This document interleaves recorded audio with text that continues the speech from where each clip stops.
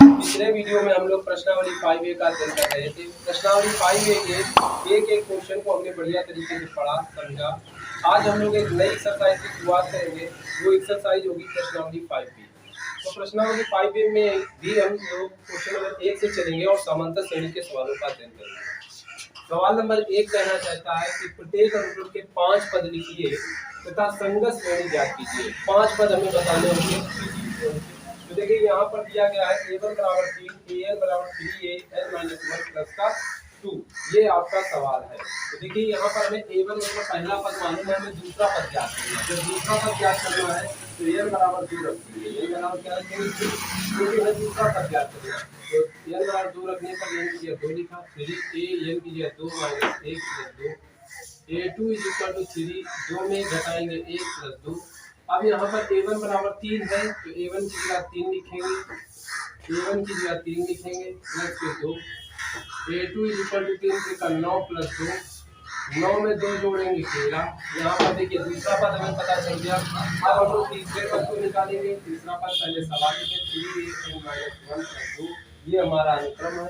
यहाँ हमें तीसरा पद निकालना है तो n बराबर 3 लिखेंगे, n बराबर 3 रखने पर n बराबर 3 लिखेंगे, 3a n की जगह 3 माइनस 1 प्लस का 2, a3 is equal to 3 a3 में घटाएंगे 2 plus 2, a3 is equal to 3, a2 कितना है? a2 यहाँ पर मेरा है प्लस का 2, a3 is equal to 33 plus का 2, a3 इज इक्वल टू 33 में 2 जोड़ेंगे 35, यहाँ पर a3 आ गया।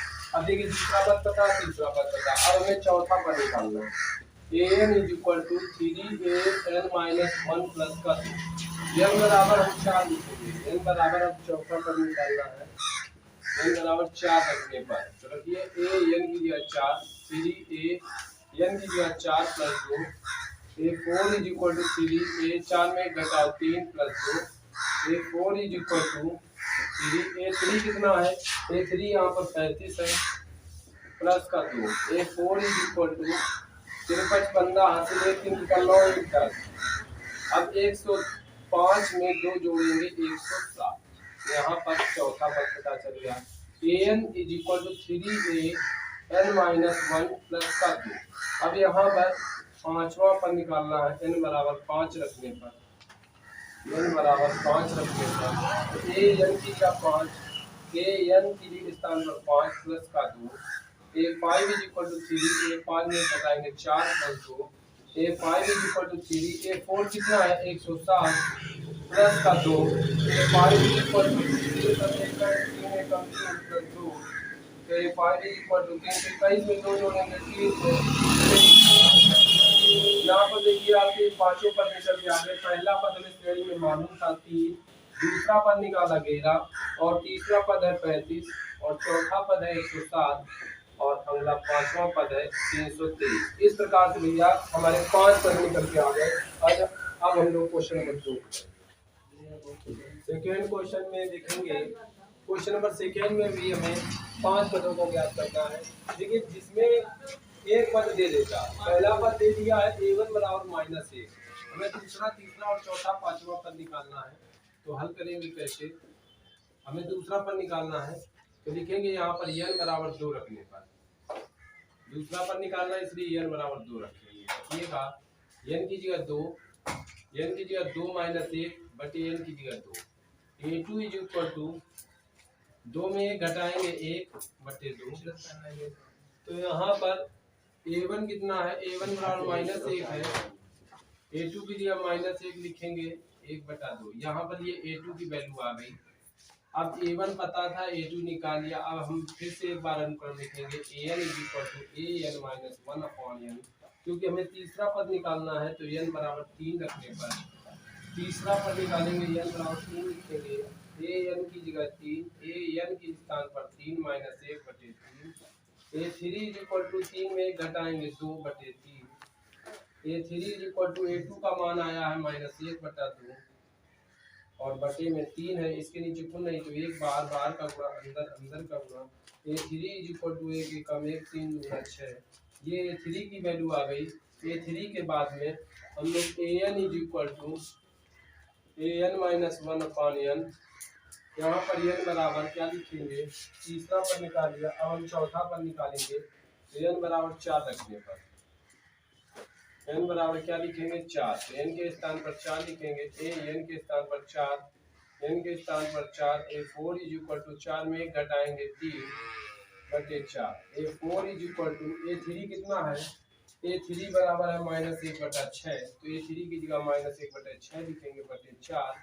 इसके नीचे कुछ नहीं, तो एक बार बार का गुणा, अंदर अंदर का गुणा, तो a4 इज इक्वल टू 1 1 कम 1/4 6 24। ये देखिए a4 चौथा पद आ गया -1/24। फिर से अनुक्रम लिखें, an is equal to an minus 1/n, n बराबर अब हम लोग 5 लिखेंगे। 5 रखने पर n के स्थान पर 5, तो an की जगह 5, an की जगह 5 बटे n की जगह 5, a5 इज इक्वल टू 5 में 1 घटाएंगे 4 बटे 5, a5 is equal to a4 है -1/24 अपान में 5, इसके नीचे कुल नहीं 1 बटे अंदर अंदर का गुणा अंदर अंदर का, 1 1 कम 1 24 पंचे 120। तो यहाँ पर देखिए 5 आ गया, ये पांचों पद कितने आ गए, आपका पहला पद दिया है -1, दूसरा पद आया -1/2 और तीसरा पद आया -1/6, चौथा पद आया -1/24, पांचवा पद आया आपका -1/120। इस प्रकार से ये आपके पांचों पद आ गए। यही आपका आंसर है, यही आपकी श्रेणी है और यही आपके पांचों पद है। इसी के साथ सवाल नंबर देखिए, क्वेश्चन नंबर तीसरा है जो सी विकल्प है, उसमें कहा गया a1 बराबर a2 बराबर योग, तो an बराबर an -1 का मान बताना है। तो ध्यान दीजिए इस बार दो पद दिए गए, अभी तक जो पहला a और b पॉइंट था उसमें एक पद a1 देता था, इस वाले सवाल में दो पद दिए, a1 दिया है, a1 भी दो है और a2 भी दो है। तो जब दो पद मालूम है तो हमें तीसरा पद मालूम करना है। तीसरा पद मालूम करना था तो n बराबर 3 रखना है। क्या रखना है, n बराबर 3। तो रखेंगे n की जगह 3, n की जगह 3 -1 -1, a3 में घटाएंगे 2 2 -1। अब a2 बराबर यहाँ पर 2 है तो 2 लिखेंगे 2 -1, a3 2 में घटाएंगे 3, तो यहाँ पर जो तीसरा पद आया वो 1 आ गया। अब हम लोग चौथा पद निकालेंगे, an is equal to an -1 -1, n बराबर 4 रखने पर चौथा पद निकालना है तो n के स्थान पर 4 लिखेंगे, an की जगह 4 लिखेंगे, 4 में घटाएंगे 3 -1, a4 is equal to a3 कितना है 1 -1, a4 इज इक्वल टू 1 में घटाएंगे 0, तो यहाँ पर a4 आ गया।